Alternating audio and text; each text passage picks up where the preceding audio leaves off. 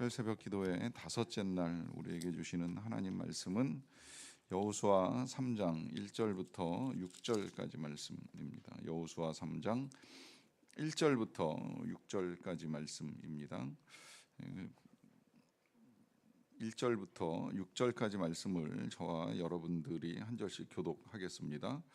또 여호수아가 아침에 일찍이 일어나서 그와 모든 이스라엘 자손들과 더불어 시딤에서 떠나 요단에 이르러 건너가기 전에 거기서 유숙하니라. 사흘 후에 갈레들이 진중으로 두루 다니며 백성에게 명령하여 이르되 너희는 레위 사람 제사장들이 너희 하나님 여호와의 언약궤 매는 것을 보거든 너희가 있는 곳을 떠나 그 뒤를 따르라. 그러나 너희와 그 사이 거리가 2000규빗쯤 되게 하고 그것에 가까이 하지는 말라. 그리하면 너희가 행할 길을 알리니 너희가 이전에 이 길을 지나보지 못하였음이니라 아니라. 여호수아가 또 백성에게 이르되 너희는 자신을 성결하게 하라. 여호와께서 내일 너희 가운데에 기이한 일들을 행하시리라. 여호수아가 또 제사장들에게 말하여 이르되 이 언약궤를 메고 백성의 앞서 건너라. 곧 언약궤를 메고 백성의 앞서 나아가니라. 아멘.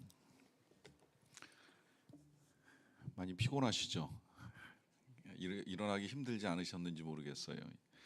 새벽을 깨운다는 건 절대 쉬운 일이 아닌데 그럼에도 불구하고 이렇게 꾸준히 매일 새벽마다 이렇게 나오셔서 기도하고 말씀 듣고 하시는 여러분들, 내일 하루 남았습니다. 우리 옆 사람 보고 이렇게 인사합시다. 하루만 더 힘냅시다. 하루만 더 힘냅시다. 인사합시다. 내일은 가능하면 자녀들 데리고 나오세요. 자녀들 어떤 자녀들, 청년들까지 다 괜찮고요.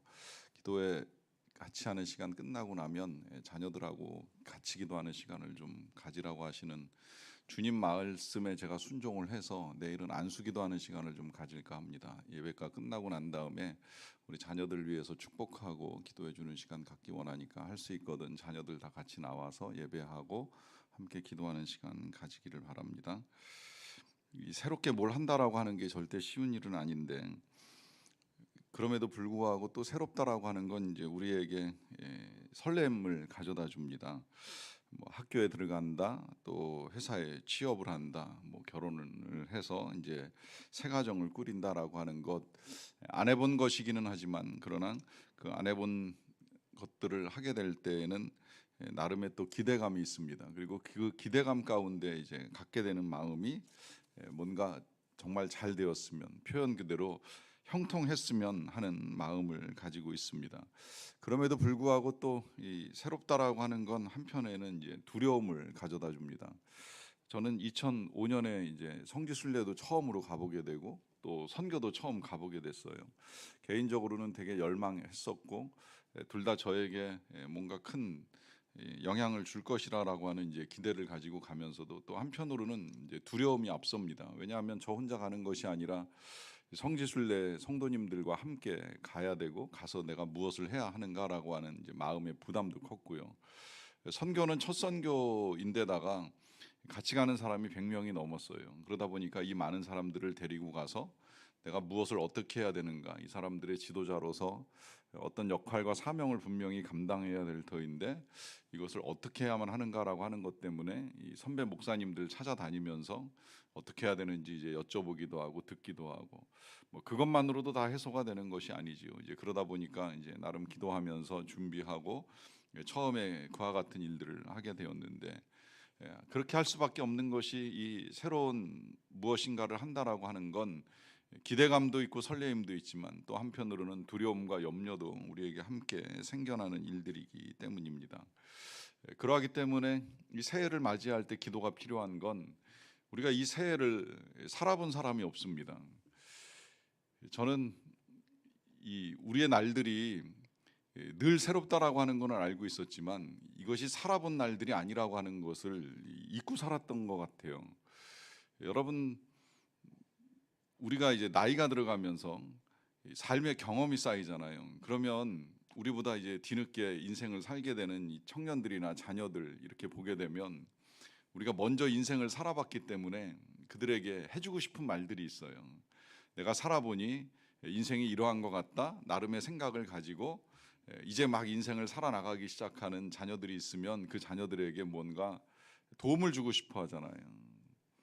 그래서 이제 이렇게 해야 돼 저렇게 해야 돼라고 하는 방향을 제시해 주기 위해서도 많은 애를 쓰는데, 실상 오늘은 살아본 사람이 없는 거예요. 우린 다 똑같이 우리가 인생 몇 년을 살아왔든지 이제 오늘 하루를 처음 살아보는 거고, 내일은 더더욱 누가 살아봤습니까? 우리가 살아온 날들은 과거에 있는 것이고 그 경험만을 가지고 이야기할 뿐이지, 실은 누구라도 다 나이에 관계없이 다 오늘 처음 살아보는 것이기 때문에 이 날을 누가 잘 살 것이다, 자녀가 잘 살지 부모가 잘 살지 실은 모르는 거예요. 뭐 과거에 잘 살았다고 해서 오늘도 잘 살리라고 하는 보장이 없는 것이고, 내가 경험을 해봤다고 해서 오늘도 승리하리라고 하는 보장을 할 수는 없다는 것입니다. 우린 다 지금 처음 해보는 거예요. 오늘 이 하루를 처음 살아보는 것이고 내일은 더더욱 그럴 것이고 하기 때문에 이 새로운 삶, 새로운 시간, 새로운 길을 가야 할 때에 우리가 어떻게 할 것인가 하는 이제 질문을 하게 됩니다. 특히나 이제 이스라엘 백성들, 오늘 4절 표현대로 하면 그들은 지나보지 못한 길을 이제 간다라고 하는 말씀이 나와 있는데, 이 지나보지 못한 길을 가게 될 때에 어떻게 가야 하는가라고 하는 것을 이제 오늘 하나님께서 여호수아를 통해서 이스라엘 백성들과 우리에게 말씀하십니다. 오늘 우리가 살아보지 않은 인생, 살아보지 않은 날들을 살아가게 될 때에 어떻게 살 것인가 하는 것을 이제 말씀 통해서 함께 보기를 원하는데요. 먼저 1절을 보시면 또 여호수아가 아침에 일찍이 일어나서 그와 모든 이스라엘 자손들과 더불어서 시딤에서 떠나 요단에 이르러 건너가기 전에 거기서 유숙을 합니다. 여기 제일 먼저 이제 여호수아가 보여주는 태도는 아침에 일찍이 일어났다라고 하는 거예요. 이 여호수아서에서는 이 여호수아가 아침에 일찍 일어났다라고 하는 이 표현이 자주 등장합니다. 여기 지금 3장에서만 이제 나오는 것이 아니라 나중에 이렇게 읽어 나가다 보시면 6장에서도 나와요. 이 여리고 전쟁을 치르기 전에 아침에 일찍 일어나서 이제 전쟁 나갈 준비를 하고요. 또 7장에서는 이제 아이성 전투를 치르기 위해서 또 일찍이 일어나는다라고 하는 표현이 나와 있고요. 또 8장에 넘어가면 문제가 터졌어요. 그 문제를 해결하기 위해서 또 이제 일찍이 일어나서 일을 시작을 합니다. 이것이 지금 이 여호수아가 이제 요단강을 건너 가본 적이 없는 길을 가기 위해서 취하는 태도라고 할 수 있습니다. 이것이 우리가 이 아침을 깨우는 또 하나의 이유이기도 합니다. 왜 우리가 일찍 일어나야 하는가? 왜 새벽을 깨워야 하는가? 이 새벽에 나와서 왜 우리가 기도를 해야 하는가? 뭐 사람에 따라서는 난 체질적으로 아침형 인간이 아니야, 난 저녁형 인간이야, 이렇게 생각을 하고 말씀하실 분이 계실지는 모르겠어요. 실은 저도 저녁형 인간입니다. 저도 저녁에 늦게까지 잠 안 자고 놀라고 하면 뭘 하라고 하면 얼마든지 할 수 있다고 생각을 합니다. 그래서 저 자신도 체질을 바꾸는데 시간이 많이 걸렸고 힘들었어요. 그런데 의문이 생겼어요. 왜 이렇게 살아야 하는가라고 하는 의문이 생겼어요. 목사님들 중에는 그런 말 많이 하잖아요. 새벽 기도만 없으면 진짜 목회할 만하다고.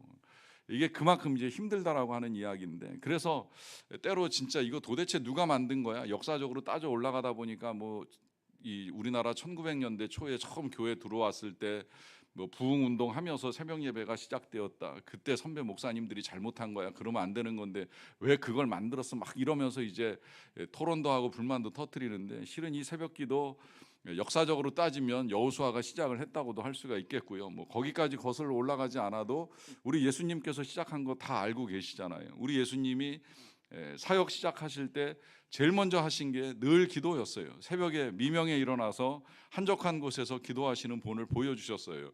우리 예수님이 한가하신 분이 절대 아니었습니다. 그 예수님께서 새벽에 일어나 기도하셨다는 그 본문 앞에는 그 전날 늦게까지 많은 사람을 만납니다. 귀신 들린 자 만나고 병든 자 만나고 하고 또 설교하고 사역하면서 많은 일을 하셨지만, 그럼에도 불구하고 우리 예수님이 새벽에 또다시 일찍이 일어나서 하루를 시작합니다. 그럼 우리 예수님이 능력이 없어서 그렇겠습니까? 우리 예수님의 능력은 제가 굳이 설명드릴 필요가 없을 만큼 강한 능력을 가진 하나님의 아들이신 게 틀림이 없지요. 그럼에도 불구하고 우리 예수님께서 이른 새벽 첫 시간을 한적한 곳에서 기도하며 시작을 하십니다. 왜 그럴까요? 그건 하나님과 함께 해야 된다라고 하는 것이 너무나 분명하기 때문입니다. 우리 예수님도 하나님과 함께 하루를 시작하셨습니다. 그렇다고 한다면 우리가 하나님과 함께 이 하루를 시작하는 건 너무나도 당연한 일이지요. 그런데 이런 사실을 알고 있어도요, 이 모든 것들이 다 혼자 하면 절대 쉽지 않아요. 우리 하나님이 공동체를 만드신 이유는 여러 가지예요. 공동체를 만드신 첫째 이유는 사랑하라입니다. 절대 싸우지 말고 사랑하라. 세상이 줄 수 없는 사랑, 세상이 알 수도 없는 사랑을 공동체 안에서, 가정 공동체 안에서, 또 교회 공동체 안에서 서로 충분히 주고 받고 하라 하심에 공동체를 만들어 주신 거예요. 이것이 세상에서는 안 돼요. 직장에서는 아무리 친한 것 같아도 많은 경우에 대부분이 다 일로 만난 사이여가지고 직장을 떠나면 또 다시 교제하고 사랑을 나눈다라고 하는 건 절대 쉬운 일은 아닌 것 같아요. 심지어 이 목회자들도요, 저는 목사 많은 곳에서 목회해 왔잖아요.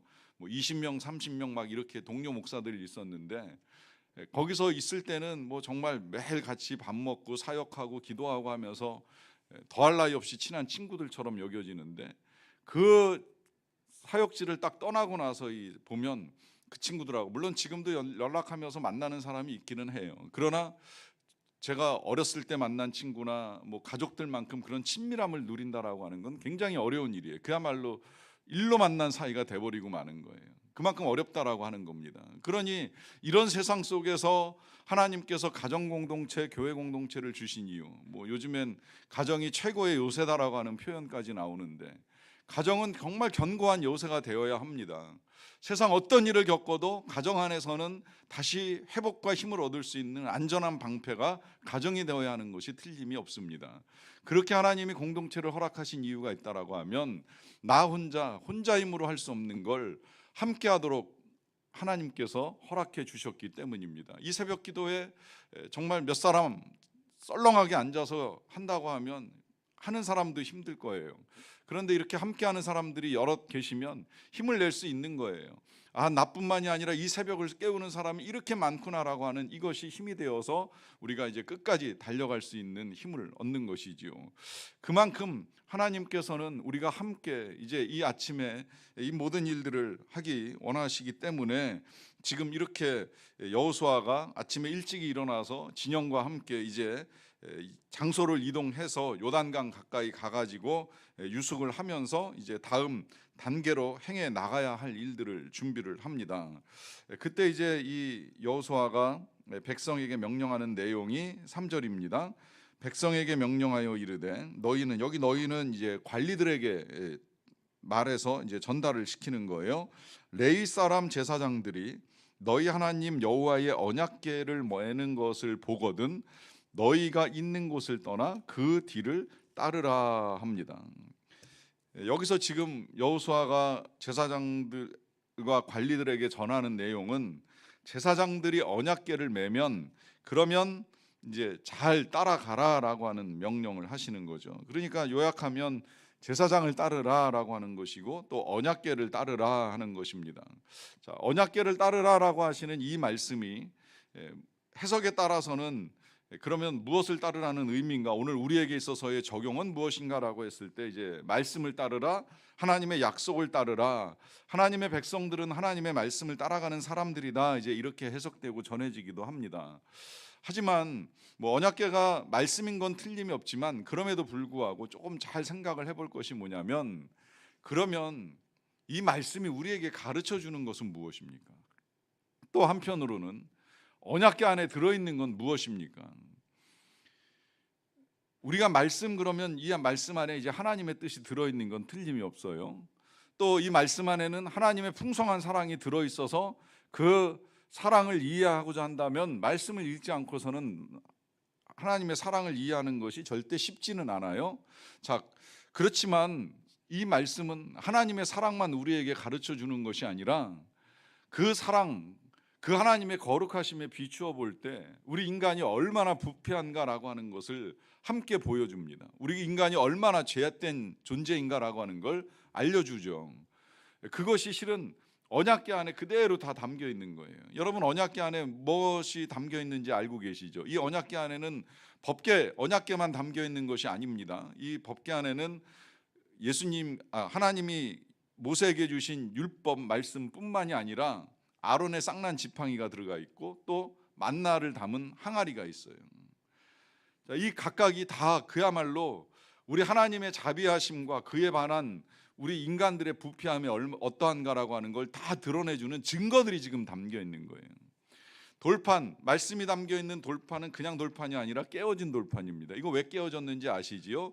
이것이 처음에 백성들에게 전해질 때에 백성들은 땅에서 우상 만들고 있었어요. 자기 만들고 싶은 거 만들어 놓고 이게 최고야, 이게 우리를 구원해, 이것이 우리를 살려줄 거야, 앞으로도 이것이 우리를 인도할 거야, 금송아지 만들어 놓은 그 죄된 인간들 앞에서 돌판이 깨어진 그 증거가 바로 언약궤 안에 담겨 있습니다.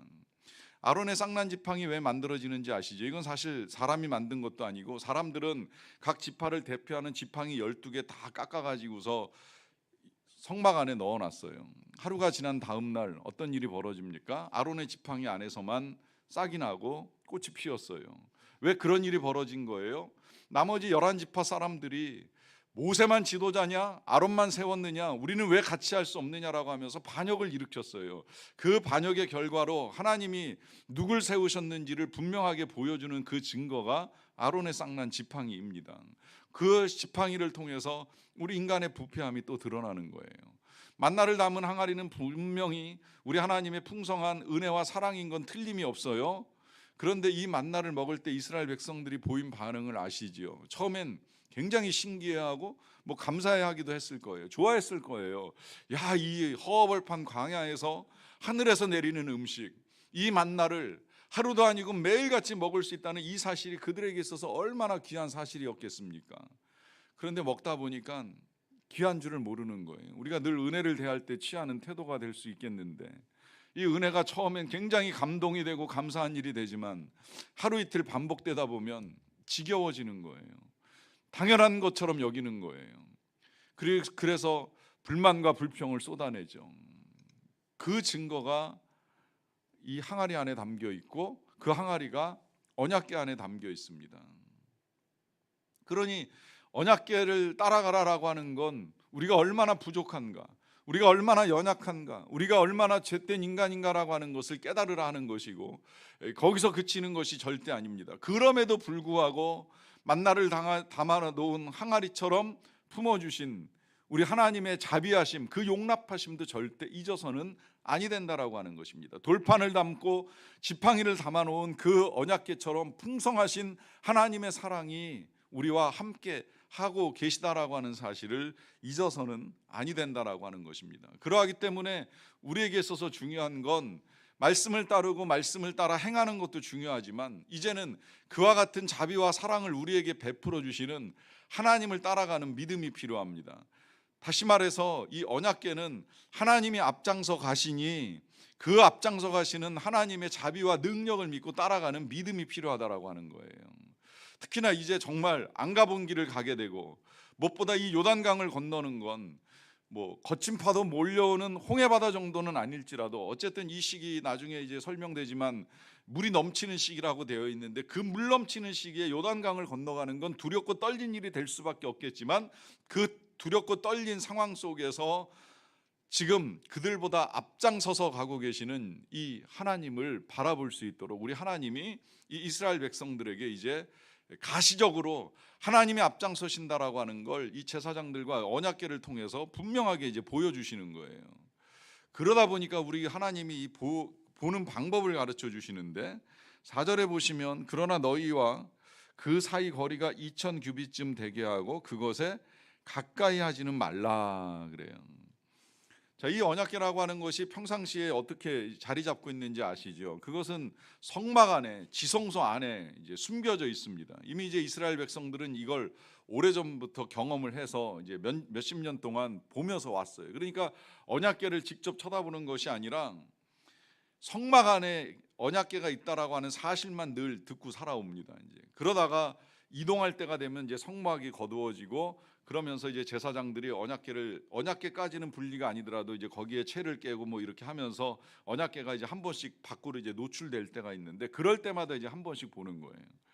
그러다 보니까 그들 입장에 있어서는 이 언약궤가 굉장히 신비한 물건이 될 수밖에 없는 것이지요. 자주 쳐다볼 수 없고 자주 바라볼 수 없는데 어쩌다 한 번씩 성막이 열리게 되고 그러다 노출이 되면 그러면 이제 볼 수 있게 되니까 이게 신비한 것이 됩니다. 그러다 보면 가까이 하고 싶은 마음도 들고요.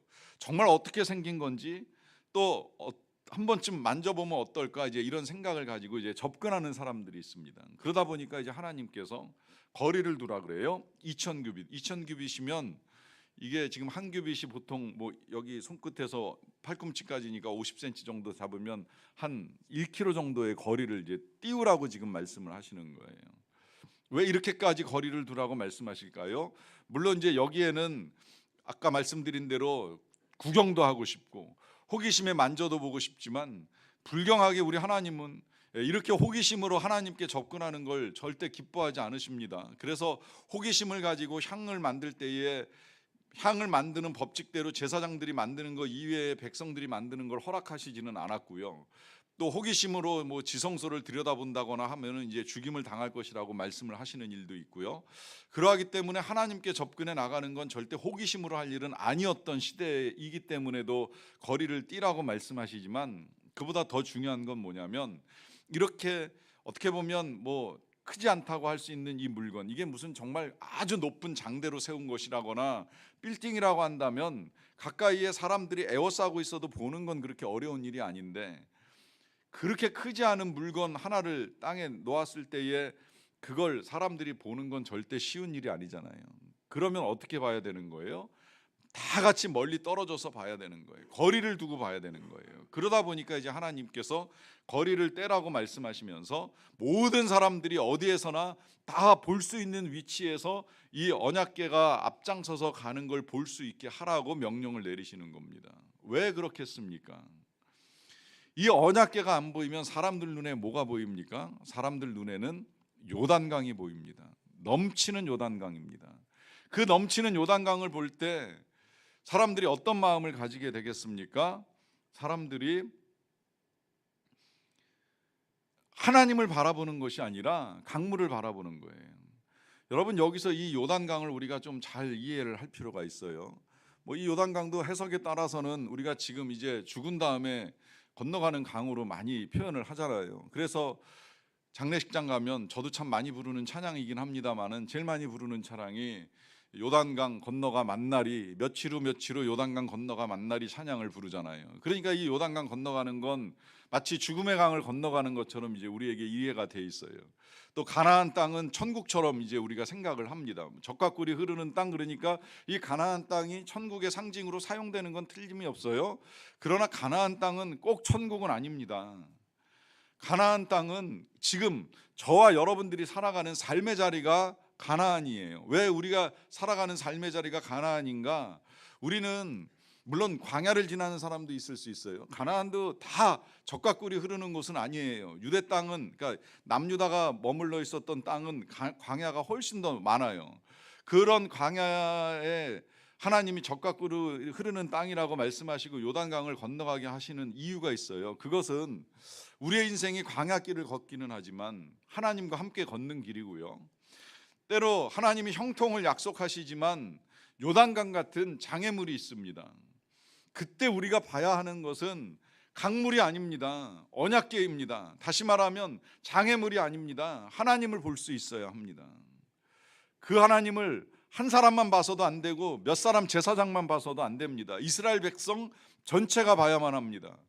왜 보라고 하시겠습니까? 그들이 봐야 할 건 그들을 막아서 있는 강물이 아니라 그들을 앞장서서 끌고 가시는 하나님이시기 때문입니다. 이 하나님을 봐야지 강물을 건너갈 수 있기 때문에 우리 하나님께서 몇 사람 에워싸고 못 보는 일이 발생하지 않도록 거리를 돌아 1km 이상 거리를 둬서 다 같이 하나님이 앞장서고 계신다는 사실을 분명하게 확신하고 나아갈 것을 당부하고 계십니다.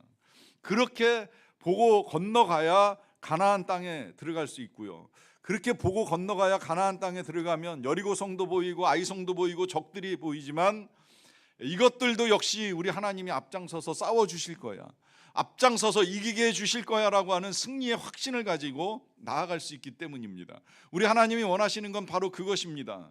우리 애가 새해를 살아가는 동안에 장애물 있어요. 어려움 있어요. 다시 열거하고 싶지 않은 장애물들이 수없이 많아요. 그럴지라도 건너가게 하시는 분은 하나님이시고 앞장서서 나아가시는 분이 하나님이시라는 사실을 우리가 다 함께 믿고 나아가기를 원하는 거예요. 그렇게 이제 나아갈 때에 또 당부하시는 것이 있습니다. 5절 보겠습니다. 여호수아가 또 백성에게 이르되 너희는 자신을 성결하게 하라. 여호와께서 내일 너희 가운데에 기이한 일들을 행하시리라 하십니다. 여기 보시면 하나님께서 이제 기이한 일들을 행하시리라고 약속을 하세요. 그야말로 요단강 물이 이제 멈춰서고 그들이 건너갈 땅이 열리는 아주 기이한 일이 일어나게 되는 것인데, 이 기이한 일이 일어나기 전에 당부하는 것이 있죠. 그것은 너희 자신을 성결하게 하라라고 하는 당부입니다. 정말 하나님의 기이한 일, 놀라운 일이 일어나기를 기대한다라고 한다면, 그렇다면 성결하게 하라라고 하는 당부를 합니다. 여러분, 우리는 때때로 정말 하나님의 기적을 소망할 때가 많지 않습니까? 하나님이 이런 일을 해주셨으면 좋겠다, 이런 역사를 행하시기를 바란다 하는 말을 할 때가 있습니다. 그렇다면 우리는 어떤 준비를 하며 그런 기적을 기대합니까? 물론 반드시 우리가 준비돼야 기적을 행하시는 분은 절대 아니에요. 이스라엘 백성들이 애굽에서 벗어날 때의 그 기적은 그들이 준비돼서 받은 것이 아닙니다. 아니, 오히려 하나 준비가 안 된 상태에서 그들은 애굽을 나오게 됐어요. 애굽에 내린 10가지 재앙, 홍해가 갈라질 때까지 그들은 율법도 몰랐어요. 그들은 뭘 해야 되는지도 몰랐어요. 그저 한 것이 있다라고 하면 유월절 어린 양의 피를 각 집에 문설주에 바르는 게 전부예요.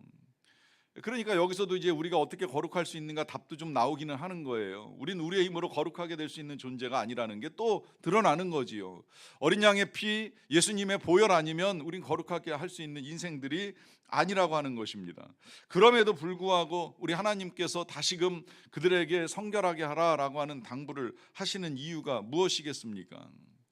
여러분, 우리 마음의 준비가 안 돼 있으면요, 또 우리의 영혼의 준비가 되어 있지 아니하면 우리 하나님의 기적, 하나님의 역사가 나타날 때 우리가 되게 민망해집니다. 되게 수치스러워집니다. 예를 들어서 이 요단강 물이 흘러내릴 때에 요단강을 건너가야 되는데 마음의 준비가 안 된 사람 입에서 나오는 말이 무엇이겠습니까? 이게 가능한 일이야? 이런 말부터 먼저 꺼낼 거 아닙니까? 지금 이 물이 넘치는 시기에 강을 건너자고? 이게 말이나 되는 소리야? 얼마든지 할 수가 있어요. 저는 그런 생각도 해봤어요. 나중에 이 여리고성 무너뜨릴 때 성을 몇 바퀴 돌아요? 13바퀴 돌지요. 7바퀴 아닙니다. 6일 동안 6바퀴 돌고 마지막 7일째는 7바퀴를 하루에 돌라고 말씀하셔가지고 총 13바퀴를 도는데, 하루에 한 바퀴도 돌기 힘든 성을 하루에 7바퀴 돌라 그러면 다 좋은 말만 했겠습니까? 그 수만 명이 함께 그 성을 돌면서 그 가운데 찬양하며 도는 사람도 있을지 모르겠지만 불만하는 사람도 있을 거 아닙니까? 왜 이렇게 계속 돌아야만 하는 거야? 왜 매번 돌라고만 해? 거기다가 아무 말도 하지 말라 그래요. 입 벌리고 돌지 말라 그래요. 저는 그것도 하나님이 입 벌리면 나쁜만 나올 거 아시기 때문에 하신 거 아닌가 하는 생각도 하는데요. 잠자코 돌라 합니다. 왜 그럴까요? 불만 터뜨리는 사람이 있는 거예요. 아니, 차라리 그냥 쳐들어가서 싸울 일이지 왜 싸우지도 않고 성만 돌라 그래? 이런 말 할 수 있거든요. 더군다나 뜨거운 오후가 되고 나면 땀 뻘뻘 흘리면서 돌 때 나오는 말들은 더 악하고 나쁜 말들이 나올 가능성이 굉장히 많지요. 자, 그러다가 성이 무너지잖아요. 얼마나 부끄러운 일이 되는 겁니까? 얼마나 민망해요. 함부로 내뱉은 말이 얼마나 악한 말이었는가를 깨닫는 그 순간 부끄럽게 이를 데가 없는 것이지요. 이 일은 주님 만날 때 더 선명하게 드러나는 거예요. 도대체 언제 오시는 거야? 정말 오시기는 하는 생각을 가지고 하고 싶은 대로 살고 싶은 대로 살았던 그 많은 행위에 대한 부끄러움은 주님 앞에서 고스란히 다 드러나는 거예요. 물론 용서하시고 품어주시기도 하시겠지만 정말 우리가 거룩하신 주님을 만나는 그 날에 우리에게 선한 양심이 남아있다면 내가 행해온 일들이 얼마나 수치스러운가 하는 걸 뒤늦게 깨닫게 되겠지요. 그래서 미리 당부하시는 거예요. 성결하게 하라. 하나님의 역사, 기이한 일이 나타날 터인데 그 일이 일어나기 전에 성결하게 하라. 이 성결함이 다른 거 아니잖아요. 우리 성결함 그러면 뭐 고대 사회에서는 늘 옷을 빨거나 몸을 씻었어요. 저도 어렸을 때 새해를 맞이하기 전에 저희 아버님과 함께 목욕탕 갔던 기억나요. 뭔가 깨끗하게 해야 된다는 그런 의식을 치렀던 것 같은 생각이 들어요. 근데 이제 성경을 읽어 나가다 보니까 성결함은 그런 것이 다는 아니더라고요. 무엇이 우리를 거룩하게 하겠는가? 우리 예수님이 아주 명확하게 우리에게 답을 주셨지요. 우리 예수님이 마지막으로 제자들을 위해서 기도하실 때 이런 기도를 하십니다. 그들을 진리로 거룩하게 하옵소서. 아버지의 말씀이 진리입니다. 뭐가 우리를 거룩하게 하는 거예요? 하나님의 말씀이 우리를 거룩하게 하는 거예요. 하나님의 말씀 없이 거룩해지는 것이 아니에요. 매일 몸을 씻는다고 해서 거룩해지는 것이 절대 아닙니다. 매일 우리가 옷을 빤다고 해서 거룩해지는 것이 아니라고 하는 거예요. 진짜 우리의 거룩함은 하나님의 말씀, 이 진리의 말씀으로 우리를 거룩하게 하지 아니하면 아니 된다라고 하는 것이 분명합니다. 이걸 또 사도 바울도 디모데에게 부탁하면서 디모데한테 이런 말씀 하시잖아요.